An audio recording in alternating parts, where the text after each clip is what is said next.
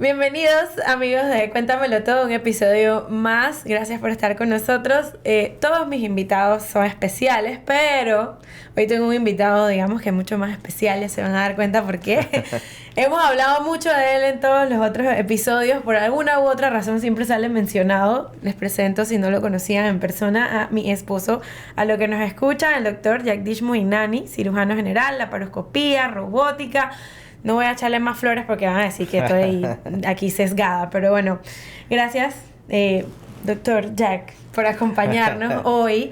Se preguntarán qué tiene que ver un cirujano con el embarazo y con la parte ginecológica. Pues, pero bastante. Tenía yo un, digamos, maestro que siempre decía que la mujer embarazada no es un útero con patas. O sea, pueden pasar 1000 cosas en el embarazo no relacionadas al embarazo y a veces pues nos toca acudir a ayuda.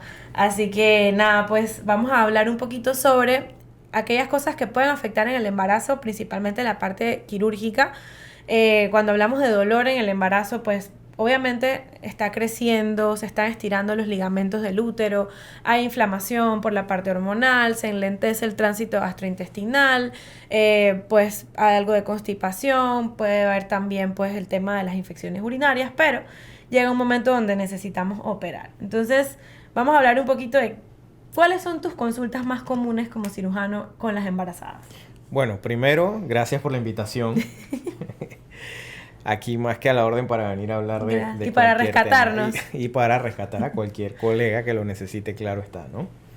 Pero sí, bien como lo has dicho, en el embarazo usualmente puede haber una consulta al cirujano, un dolor que no sea propio ya de los cambios del embarazo, algo que llame la atención o algo que simplemente coincide con el embarazo, como una apendicitis o piedras en la vesícula, cólico biliar, colecistitis y demás, que ahorita podemos hablar de todas estas cosas una por una, ¿no? No, y uno de los miedos más comunes de las pacientes y de todo el mundo es tener que operar a una paciente embarazada. O sea, en el caso de dolor abdominal, de la parte también ginecológica, pues hemos tenido pacientes que toca entrar por un quiste. Usualmente, pues cuando tenemos esto, tratamos de darle como manejo conservador en la parte de un quiste de ovario, por ejemplo, si no está correspondiendo dolor, no está roto, no está sangrando, pues uno trata de esperar. Sin embargo, con una apendicitis no podemos esperar.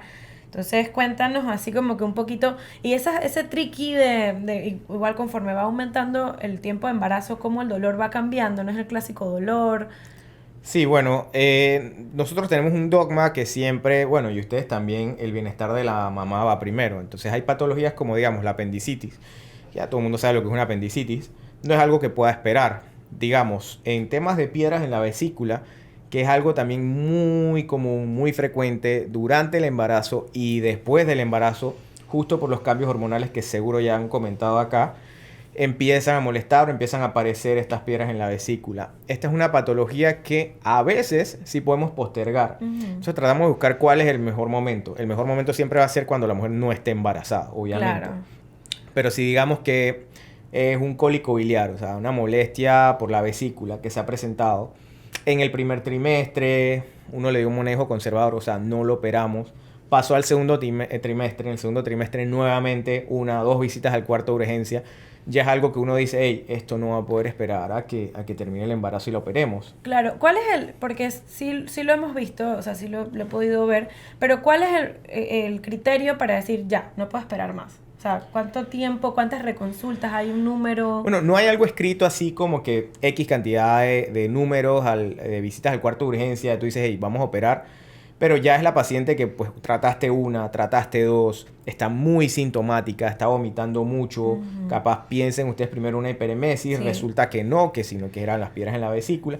Ya, esta paciente entonces no puede esperar, Claro. porque tenga una infección marcada, por ejemplo. La infección, ¿qué es lo que puede causar en el embarazo? Que se aborte o que tenga parto prematuro. Y ahora que lo mencionas, algo muy importante, que los vómitos pasan. O sea, los vómitos en el embarazo son una de las cosas más comunes que tenemos principalmente en el primer trimestre, lo que mencionaste de la hiperemesis. Pero y es algo que vemos bastante, ¿no? Que una paciente que reconsulta, que está vomitando, sí, puede ocurrir esto sin estar asociado a otra patología, sí, pero siempre toca buscar cuando estos vómitos son recurrentes, que la paciente no tolera la vía oral, que incluso hasta baja de peso. Nos toca entonces buscar, y esos son parte de los exámenes que hacemos, evaluar cómo está la parte de la vesícula. Pero estas pacientes, digamos que tienen pues piedra en la vesícula y se le obstruye, pues le da la coledocolitiasis, o sea, una piedra sale de la vesícula y no es que solamente está inflamando la vesícula o causando dolor, sino que va y tapa un conducto importante. ¿Qué hacemos? O sea, digamos, ahí sería urgencia, se tiene que operar, podemos darle manejo, digamos, después que los liberemos, o sea, como... Sí, esta paciente, bueno, ya evolucionó a un cuadro más complicado, obviamente la clásica paciente se pone amarilla y demás. Esta paciente se va a manejar igual que como si no estuviese embarazada. Va a un procedimiento que se llama CEPRE, que en la cual se le va a extraer ese lito, esa piedra que se salió, y por ahí mismo se va a operar. Sí, o sea, toca Sí, que la operemos. ya eso está más que comprobado que las coledocolitiasis, o sea, las piedras que se salen de la vesícula, tienen que ser operadas en la misma hospitalización, porque el porcentaje o el riesgo que te vuelva a ocurrir es muy alto y simplemente no lo justifica. Entonces se opera. Entonces tratamos de buscar como el mejor momento, pero hay casos que simplemente como la apendicitis no puedes esperar. O ya este caso de coledocolitiasis, por ejemplo, tampoco puedes esperar. O en el caso de una... colecistitis, hay muchos nombres aquí, sí, ¿no? Pero hay muchas cole, exacto. cole es vesícula pero al final, todo lo ¿no? que diga itis al final es inflamación. Entonces, en la colecistitis, la inflamación de la vesícula en donde sospechamos una infección, se puede usar antibióticos, como entre comillas se dice, es que enfriar, vamos a esperar, o en estas pacientes embarazadas, pues es recomendable de todas maneras por el tema del riesgo de aborto, o sea, ¿cómo lo manejan? ¿Lo operan de sí o sí o pueden...? Yo diría que el mejor momento en estas pacientes es que estén en el segundo trimestre. Claro. Pasamos de los riesgos del primer trimestre, que bien pueden ser alteraciones por los medicamentos, agentes anestésicos y demás, pero nos ahorramos el tema físico del tercer trimestre, que como pues no tienen por qué saberlo, pero esto se opera de manera laparoscópica, ya no te abren como antes, sino que pues la mínima invasión, los huequitos y demás. Y aquí siempre promovemos la mínima Eso, invasión. exactamente, esa es la medicina de primer mundo. Necesitas espacio. Ya un útero grávido de tercer trimestre no vas a tener, exactamente, no vas a tener espacio para trabajar. Y digo, hay maneras de hacerlo, pero es sumamente complicado. Claro. Entonces es mejor en ese lapso que nos da el segundo trimestre, lo que tenga que pasar, corregirlo en ese momento, ¿no? Si es que no puede esperar a que ya pues esté puérpera, obviamente. Claro. Ok, y digamos, bueno, que a todas las pacientes les asusta el tema de la anestesia estando embarazadas. El riesgo, en verdad, es bastante bajo, como un 6 a 10% máximo de abortos por la anestesia, abortos espontáneos. Y no solamente por la anestesia, sino por la patología en sí. O sea, riesgo-beneficio, como estabas diciendo, que una paciente se complique. Pues, como decíamos, estas son patologías que poco tocamos acá porque hablamos más que temas ginecológicos de embarazo, pero puede complicarse a algo mucho más riesgoso como una pancreatitis, que es que se inflame el páncreas, que hayan otras complicaciones que al final van a poner en riesgo la vida de la mamá y por ende entonces del bebé. Sin mamá no hay bebé. Entonces eso es algo que a veces nos cuesta hacerle entender a las pacientes, ¿no? Que cuando toca operar, pues toca operar. Así es, y digo, de por sí una infección ya te puede causar una amenaza de parto pretérmino o un aborto. Exacto. Algo desde una infección de vías urinarias, ahora imagínate una infección de vesícula, una inflamación de páncreas, que es uno de los órganos pues que más se puede complicar en el cuerpo, ¿no? Claro. Y eso que mencionaste al principio, en la embarazada es súper común, o sea, es por todos los cambios hormonales, que se enlentece el tránsito intestinal, todo el desajuste que hay a nivel de los lípidos, o sea, la embarazada es, digamos, una de las primeras candidatas a estos temas de problemas en la vesícula, ¿no? Pero, como mencionaste también, no nos escapamos de la apendicitis, o sea, muchas veces llega y es que los síntomas de estas cosas como que se superponen, o sea, se confunden, que las náuseas, que los vómitos. En el embarazo, como hay también mayor riesgo de infecciones urinarias, la paciente llega con fiebre, con una clínica medio rara y resulta que termina siendo una apendicitis. Sí, usualmente la clínica de la mujer embarazada no es la clásica del paciente que te llega al cuarto de urgencia. De por sí hay dolores en el primer trimestre que pueden simular, son unos imitadores de la apendicitis, ¿no? Cuando se va extendiendo el útero, que los ligamentos redondos pues se van estirando, te da un dolor en la fosa ilíaca derecha, que es esa partecita de abajo a la derecha donde te duele cuando tienes apendicitis. De por sí la mujer embarazada puede tener los glóbulos blancos aumentados en comparación a una persona no embarazada. Exacto, eso confunde. Y también, claro, las náuseas del primer trimestre. Entonces tienes una paciente con dolor a donde te duele cuando tienes apendicitis, con náuseas, con aumento de glóbulos blancos, o sea, tienes una clínica de apendicitis. Entonces, yo creo que esta sería la consulta más común de la mujer embarazada en el primer trimestre sí. para nosotros. Mira, yo pensaba que era la cole, la No, vesícula. es la paciente que viene con la supuesta apendicitis. Al final, pues no. Estas pacientes toca tratar de identificarlo por ultrasonido, por resonancia. Claro, está para evitar la radiación de una tomografía. Ojo, que tampoco está contraindicado. Le tienen Exactamente. mucho miedo a hacer una tomografía. Sí. Cuando por lo menos tienen que hacerte unas 5 o 6 tomografías Seguidas. para Exacto. alcanzar esos niveles que preocupan, ¿no? Sí, eso que mencionas es súper importante porque así como la anestesia es otro de los miedos de la paciente. Ay, doctora, pero me mandaron una radiografía, o me mandaron una resonancia o una tomografía, un CAT. Y pues para poder que, obviamente nadie quiere estar irradiando porque sí a las pacientes, menos en el primer trimestre, en el momento de la formación de los órganos. Pero cuando hay que hacerlo, como dijimos, riesgo-beneficio. Y para que a un embrión o un feto le cause malformaciones o algún problema, un estudio de imagen, como dijo el doctor Jack, ese es tu hashtag, Dr. Jack. Oh, sí, ese es el hashtag. Dr. Jack, como dijo él, necesitas como 100 radiografías seguidas, 5 CAT seguidos. En la resonancia pues no tenemos tanto ese tema de la radiación, se puede usar contraste también, no es que no se pueda. Eso es una de los miedos bastante comunes de la paciente. Ahora, en la embarazada hay alguna... Claro, como cuando va pasando más el tiempo y va creciendo el útero, a veces el apéndice como que se va desplazando, ¿no? Sí, definitivamente no las ponen fácil porque hasta la anatomía cambia en la mujer embarazada. Pues Como, sí. como tú lo dijiste, cuando el útero va aumentando de tamaño, los intestinos también se van desplazando hacia arriba. Es decir, el apéndice que usualmente, porque tampoco es una ley, sí. se ubica en ese cuadrante inferior derecho, en la fosa ilíaca derecha. Ya digamos una mujer con un útero de 20 semanas de embarazo, ya ese apéndice, vamos a decir que está a nivel casi que del ombligo. Entonces ya el dolor no es tan abajo, sino es más arriba. Y eso confunde, parece. Sí, porque sigue creciendo y se sigue desplazando hacia arriba. Y tú dices, bueno, ahora te duele donde te debería doler si tienes problemas en la vesícula. Entonces, ¿qué tienes? Problemas de vesícula, apendicitis, Claro. estreñimiento.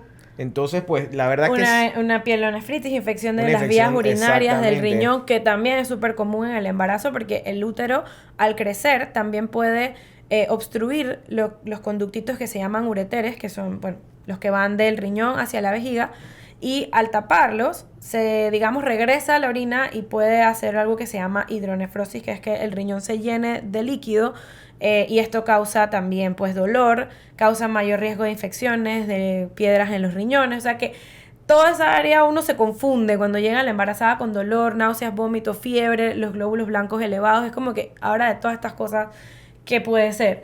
Y cuando vamos a hacer el diagnóstico de apendicitis, digamos en este segundo trimestre útero grande, ¿todavía es útil hacerle un ultrasonido a la paciente? O sea, las herramientas están, se pueden utilizar de lo más sencillo y menos invasivo a lo más complejo. Digo, hacer un ultrasonido a una paciente, aparte de la repercusión económica, pues no es invasivo y es rápido. Entonces no veo no por hay qué radiación, no hay nada de Exactamente. eso. Entonces no veo por qué no puedas comenzar con eso. Si no es concluyente, seguimos avanzando. Digo, siempre está la opción de una resonancia si no demora mucho. O como dijimos, se puede hacer la tomografía. O sea, No, no y hay la que tenerle resonancia miedo. también Sí, más exactamente. costosa Así también, que ¿no? todo eso se puede sopesar. No es un manejo estándar, no es un algoritmo. Creo que se puede individualizar de acuerdo a cada paciente y los recursos que tenga. Y ¿no? también la apendicitis se puede operar a pesar del útero grande. Y esa sí no se puede esperar. O sea, como lo que estábamos hablando con la vesícula, el apéndice se revienta, se libera heces por toda la cavidad, hay un desastre y eso pone en peor riesgo a la mamá y obviamente pues al bebé. Exactamente. Y algo importante que me preguntan bastante y es que, por ejemplo, una apendicitis en el tercer trimestre, ya digamos una embarazada de 35, 34 semanas, no es de que, bueno, doctora, ya que me están haciendo el apéndice, por ahí mismo sáqueme el bebé. No. Primero porque la apendicitis es algo contaminado. Entonces, si vamos a hacer una incisión en el útero, para una cesárea, digamos, y hay contaminación, pues vamos a contaminar un área que no estaba contaminada, va a dificultar la cicatrización y pueden venir un montón de complicaciones, y menos si es un prematuro. O sea que no, lamentablemente si no se pudo hacer laparoscópica, ¿cómo se hace en el tercer trimestre una laparoscopía? O sea, no me ha tocado, gracias a Dios, pero Sí, nos ha tocado, la hemos hecho, han salido bien, gracias a Dios. Tienes que adaptar, tienes que modificar un poco la técnica, Ujú. donde pones los trócares, o sea, los tubitos por donde metes los instrumentos. Los modificas un poco, obviamente ya no vas a entrar a través del ombligo porque vas a hacer la laparoscopia al bebé directo, Santo. sino que los modificas hacia más arriba, hacia el Ok. lado derecho. Eso te iba a preguntar, porque yo he visto que cuando ustedes operan bueno, que te ha ayudado también, a operar las apéndices, ustedes se posicionan y abren todo de izquierda a derecha para operar hacia el apéndice. Sí, en Ya, este caso se trabaja todo del lado derecho, ¿no? o sea, cambia todo. Sí, no es lo más cómodo, pero igual se hace y O se si, puede hacer o sin si problema. toca, cuando ha tocado, pues la incisión abierta, pues ni modo, ¿no? ¿Y Pues se hace sí. igual abajo o...? No, bueno, no me ha tocado hacerla. Se sacan por la laparoscopía las que hacemos. Pero no, tendrías que hacer la incisión más arriba. Ya ese apéndice que se ubicaba abajo ya no está ahí. Santo. Bueno, depende de cuánto tiempo tenga la mujer Claro, en su embarazo, ¿no? Claro, Pero ya no va a estar ahí. claro. No, todo cambia Sí, cambia la y... verdad que es un reto. Sí. Pero digo, el reto es nuestro, no de la paciente. Así que digo, lo importante es si tienen un dolor que pues va a asimilar algo de piedras en la vesícula, apendicitis, pues para eso tienen un ginecólogo que pueden consultarle nos la echaron ahí la- 24/7 y ellos sabrán qué hacer con, Pues sí, con eso, ¿no? 24/7. No que vengan complicadas después Sí. y obviamente es peor, ¿no? Sí, totalmente, ¿no? Y bueno, como decía, pues esta no se puede esperar. Esta no es de que vamos a darle antibióticos para ver qué pasa. O sea, el riesgo de complicaciones es mucho, mucho mayor, ¿no? Pero bueno, digamos que cubrimos todo lo que le puede pasar y tenemos que operar durante el embarazo. Pero, Casi todo, porque te podemos seguir hablando unas cosas ahí, pero ya nos salimos por la tangente, obstrucciones intestinales y demás, ¿no? chuzo, bueno, sí. Pero sí nos vamos por la tangente, digamos que lo más común es esto. No, y esas son otras cosas que toca operar, o sea, una obstrucción, una paciente que literalmente pues se obstruye, se puede perforar el intestino por no poder ir al baño. Pasa también en el embarazo las pacientes que de por sí sufren de constipación más las hormonas. O sea, una paciente que deja de ir 5 días, 7 días al baño, ya eso es una cosa que se puede complicar y tratamos de manejarlo. Otra cosa que manejamos bastante en el embarazo y te consulto bastante son las hemorroides. No íbamos a hablar de hemorroides, pero salió ahora que dijiste obstrucción intestinal. No, sí, eso se sale un poquito del tema de De la práctica. operación. Sí, no, y a la práctica, pues profesional mía, la verdad que ese tema se la refiero a nuestros colegas Los proctólogos que siempre están a la orden. Pues sí. Pero bueno, un poquito por qué las hemorroides empeoran o aparecen en el embarazo.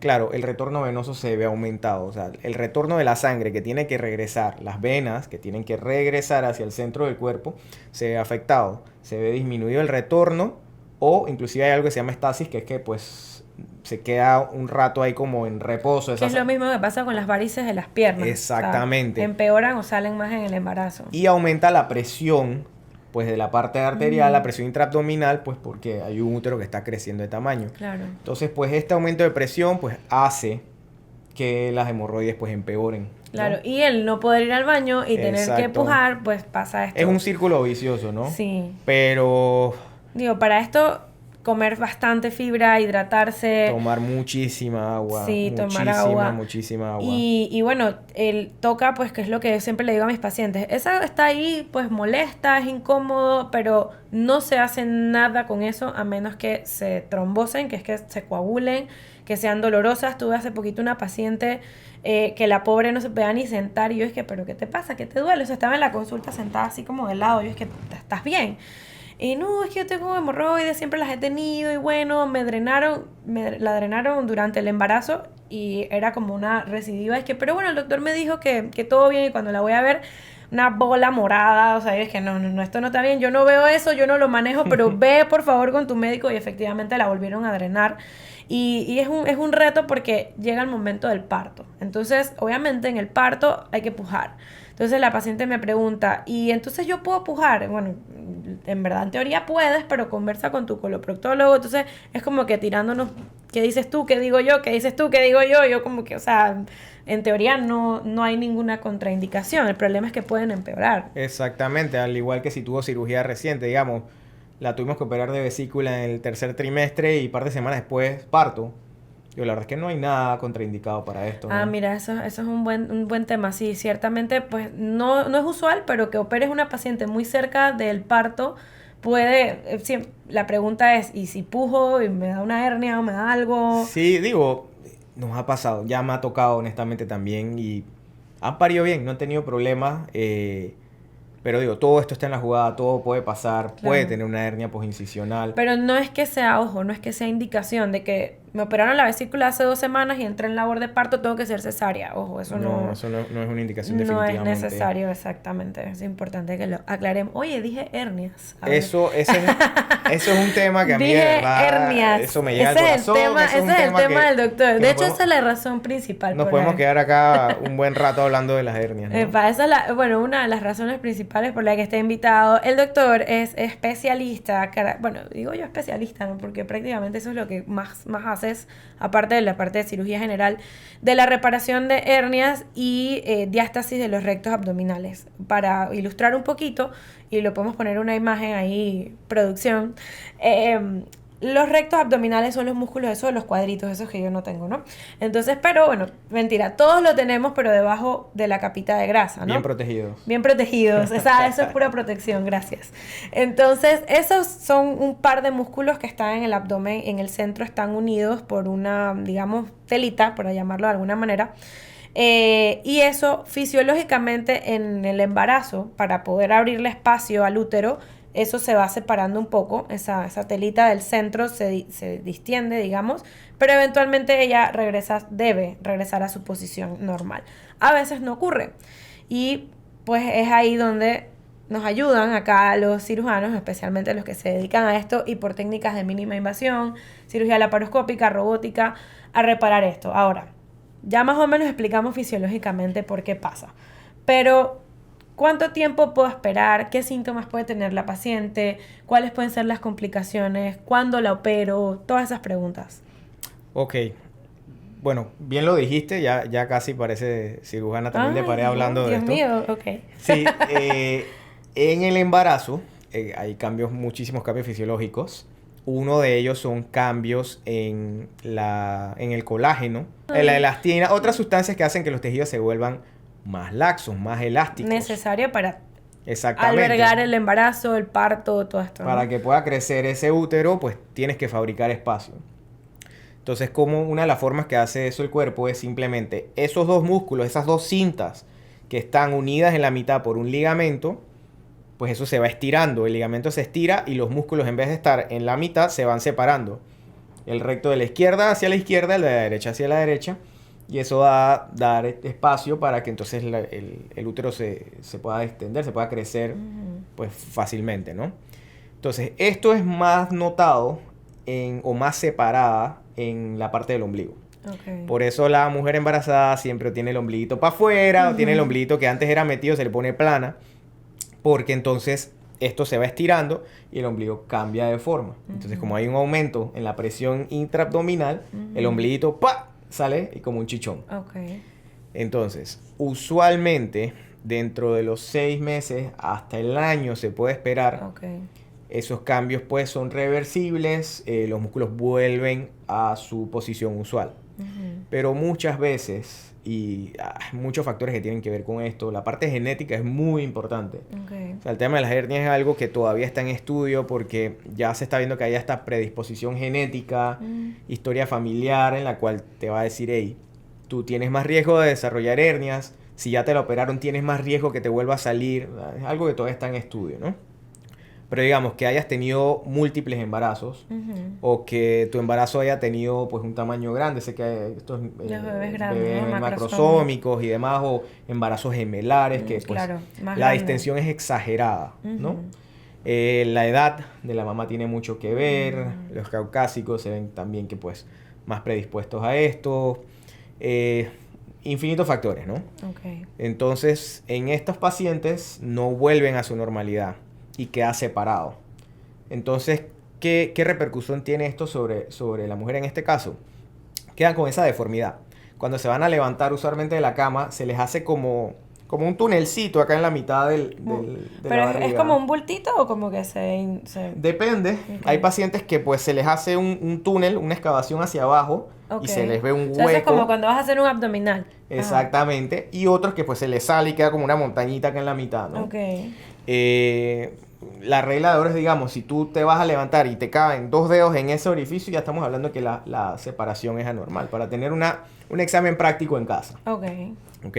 ya en estos casos sí se aconseja cirugía.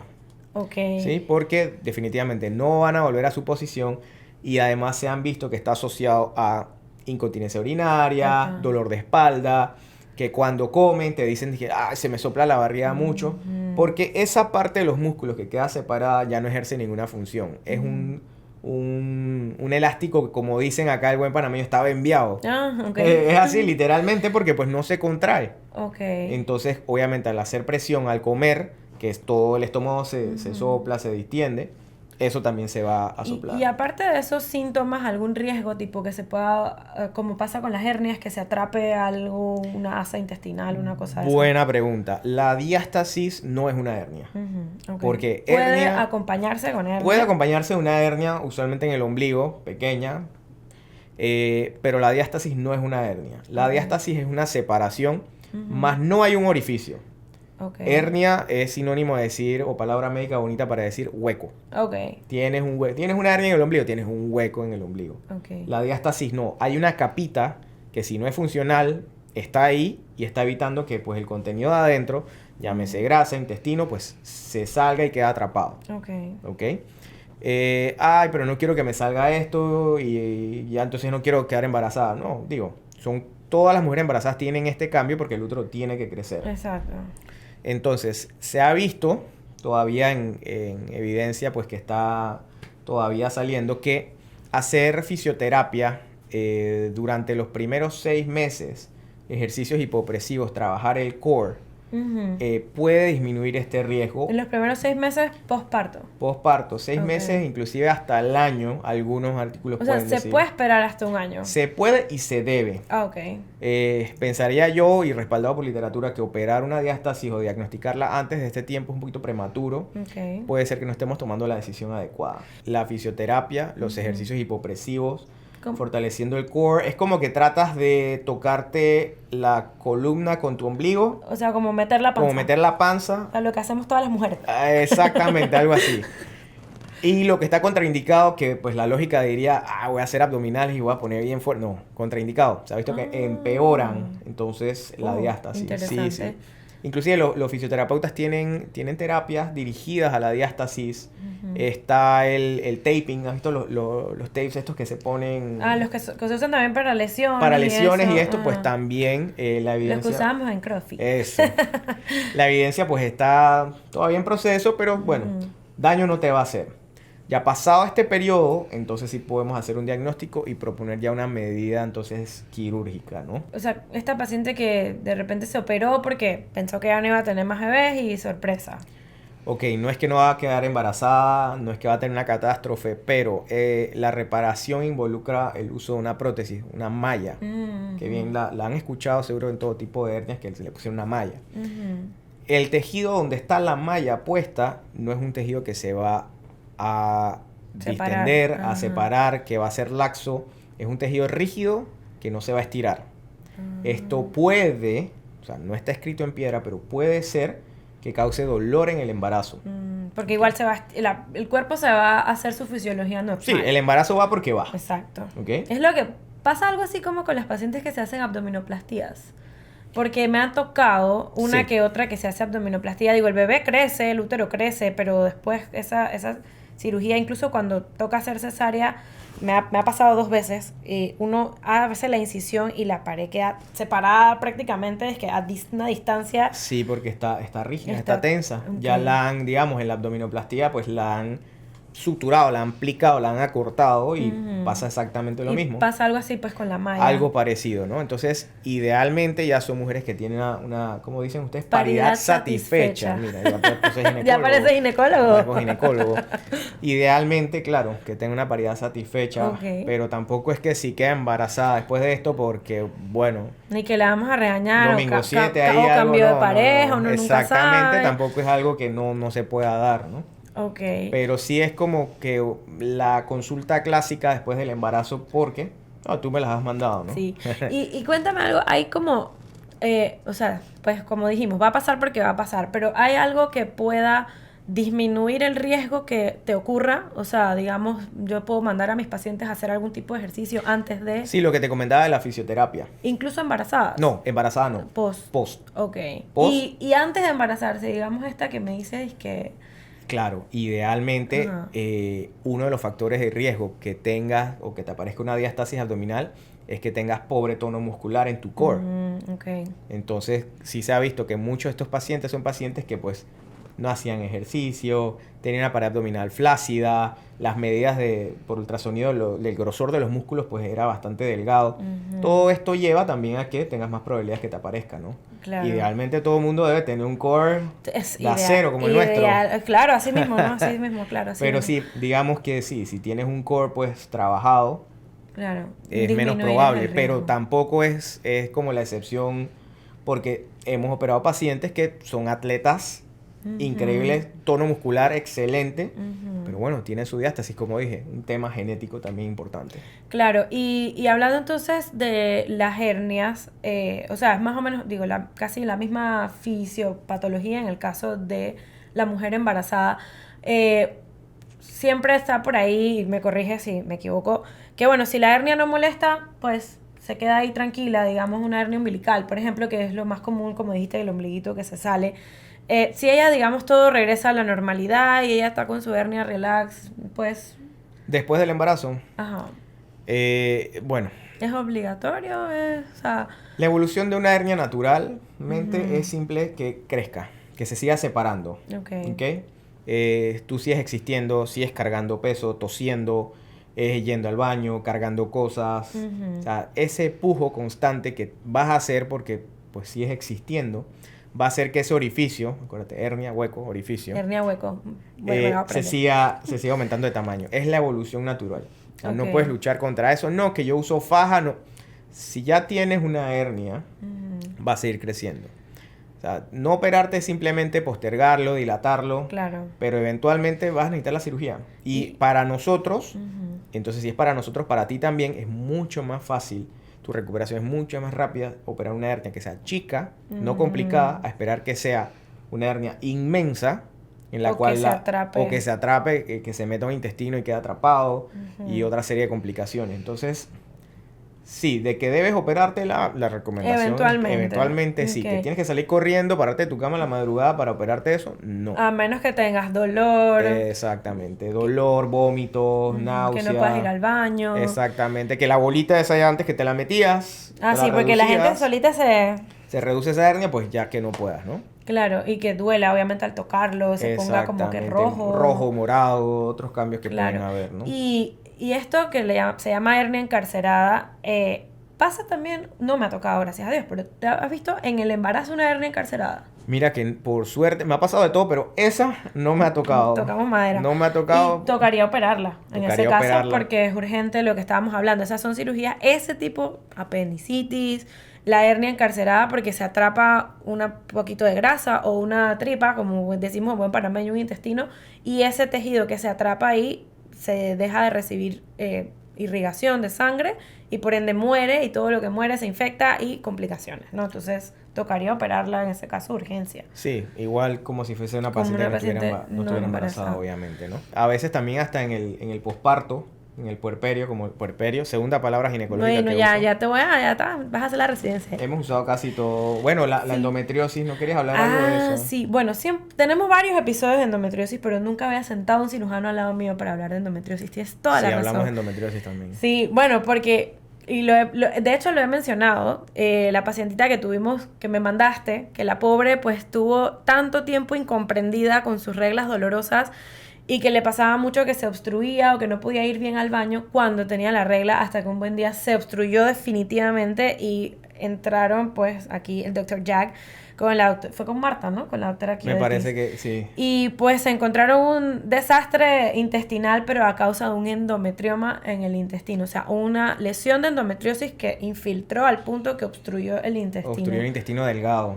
Sí, ¿no?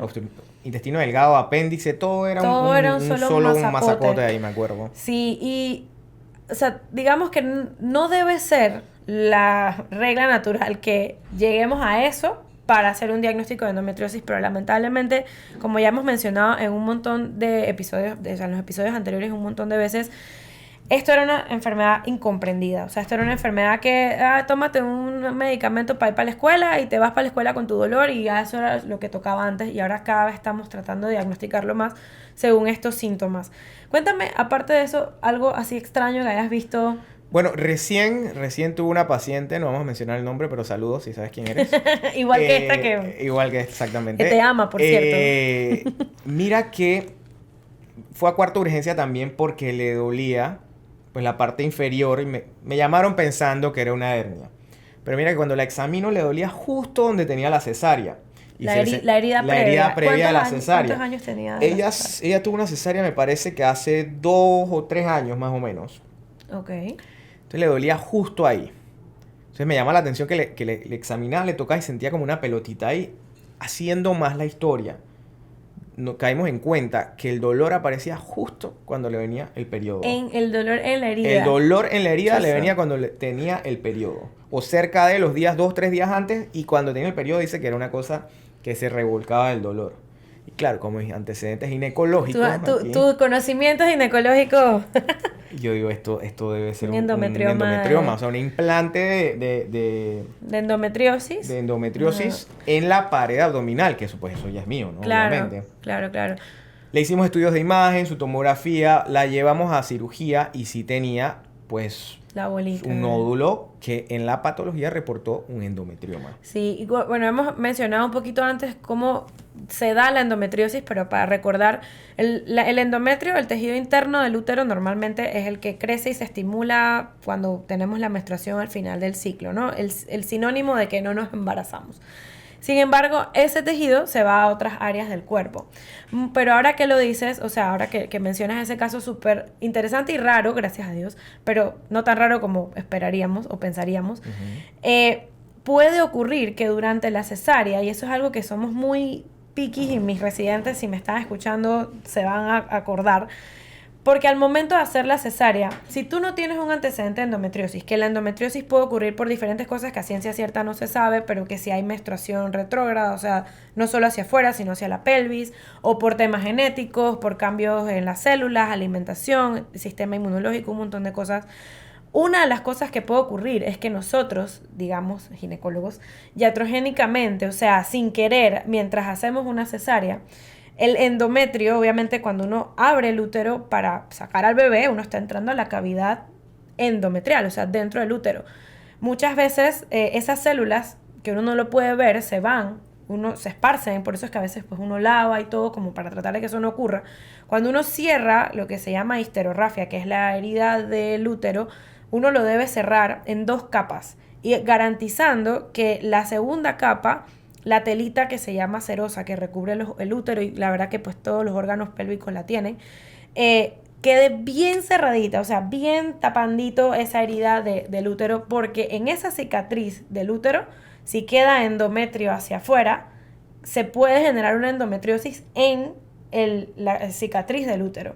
Y asimismo también, por eso es que lavamos bien la pared cuando vamos a cerrar, porque asimismo puede sin querer implantar, sin querer iatrogénicamente hablando, o sea, mano médica, pero obviamente no... Ojos de microscopio. Ojos de microscopio, o sea, uno lo hace, digamos, está descrito, pero no es que uno lo quiera hacer, es sin querer, pero uno tiene que tomar medidas para que eso no ocurra. Y una de esas es que puede implantarse esas células en la pared abdominal y principalmente entonces dar dolor en esas heridas y en esas cicatrices. Entonces es raro, pero hay que tener tema de que, o digamos en cuenta, de que el dolor de la endometriosis siempre es cíclico, siempre es con la menstruación. Digo, hay otras, digamos, manifestaciones, pero esa es una de ellas, que el dolor, donde sea, se manifiesta más. Incluso yo creo que te he contado que tuve una paciente que le habían operado una hernia o algo y tenía un endometrioma en el ombligo, porque le operaron una hernia, pero tenía endometriosis y se implantó endometriosis en la cicatriz de la hernia.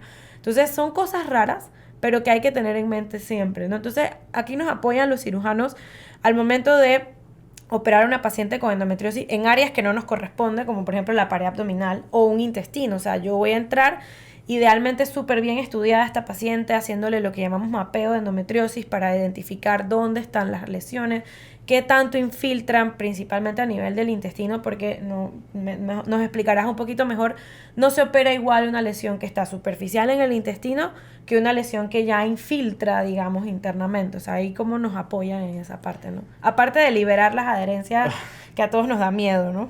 Bueno, dependiendo del espesor que esté invadiendo o el porcentaje de luz que esté invadiendo, hay veces que es necesario pues simplemente quitar todo el segmento y hacer un empate de intestino sano. Wow. Pero cuando las lesiones son más chicas, se puede hacer una resección, digamos, en forma de disco, en la cual solo se le quita ese pedacito. Del ¿no? intestino. Recordando que el intestino es como un tubito, es como un tubo, ¿no? es una manguera, ¿no? Entonces, cuando están por encimita, no es necesario pues quitar todo ese pedazo de intestino. Simplemente con diferentes dispositivos que existen, hacer una resección pues de esa parte. ¿no? Claro. Entonces digo... Es diferente para cada paciente, por eso es importante, y aquí no vamos a echarnos flores ni a echarle flores a nadie, pero si usted tiene endometriosis y le dijeron que tiene que operarla, hay que hacerle muchos estudios antes de... Uno no quiere operar a una paciente de endometriosis sin estudios. Ahora, como tu caso o el caso este que ahora estamos manejando en común, toca si se obstruyó sí, y son cirugías de urgencia y exacto, si tú no puedes o decidir cuándo. un quiste de endometriosis roto, o sea, torcido, ya, pues ni modo. Pero lo ideal es una paciente que vaya bien estudiada, porque a veces necesitamos no solamente los cirujanos, de los urólogos, o sea, a veces y son cirugías que pueden ser prolongadas, ¿no? Sí, una cirugía que debe ser planeada definitivamente. Exacto, sí por eso estamos de yo acuerdo. siempre le digo a la paciente, mapeo de mapa. Yo necesito saber por dónde voy, qué me voy a encontrar. Obviamente una cosa es ver estudios de imagen y otra cosa es qué nos encontramos adentro, ¿no? Pero sí, ya esos tiempos de navegar a ciegas ya quedaron atrás. y las complicaciones pueden ser mucho mayores, porque sin querer tú no sabes que hay una lesión infiltrando tanto adentro de un intestino y uno va liberando y ¡prup! Se abre el intestino.